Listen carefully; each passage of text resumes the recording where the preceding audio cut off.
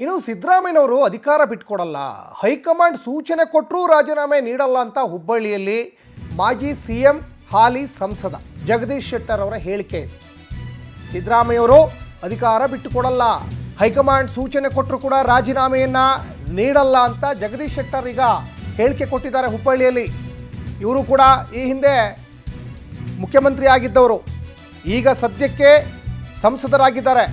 ಇನ್ನು 2023ರ ಒಂದು ಚುನಾವಣೆ ಸಂದರ್ಭದಲ್ಲಿ ಕಾಂಗ್ರೆಸ್ ಪಕ್ಷಕ್ಕೂ ಕೂಡ ಕಾಲಿಟ್ಟಿದ್ರು.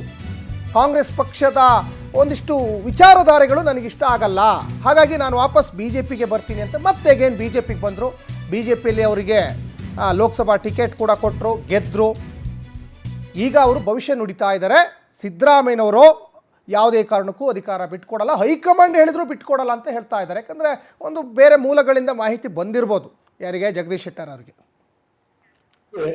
ನೋಡ್ರಿ, ಸಿದ್ದರಾಮಯ್ಯ ಎಟ್ ಎನಿ ಕಾಸ್ಟ್ ಅವ್ರ ಅಧಿಕಾರದಿಂದ ಬಿಡುದಿಲ್ಲ, ಅವ್ರು ರಾಜೀನಾಮೆ ಕೊಡುದಿಲ್ಲ. ಕಾಂಗ್ರೆಸ್ ಹೈಕಮಾಂಡು ಅವ್ರ ಡೈರೆಕ್ಷನ್ ಕೊಟ್ಟರು ರಾಜೀನಾಮೆ ಕೊಡುವುದಿಲ್ಲ. ಅದು ಯಾವಾಗಲೂ ಅಧಿಕಾರದಲ್ಲಿ ಇರಬೇಕು ಅನ್ನುವಂಥ ನೇಚರು ಸಿದ್ದರಾಮಯ್ಯ.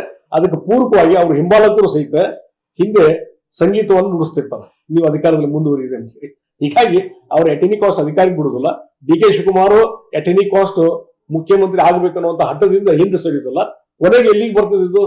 ಸರ್ಕಾರದ ಪತನ ಅಷ್ಟೇ ನಾ ಹೇಳೋದು. ನೋಡ್ರಿ, ಸಿದ್ದರಾಮಯ್ಯ ಎಟ್ ಎನಿ ಕಾಸ್ಟ್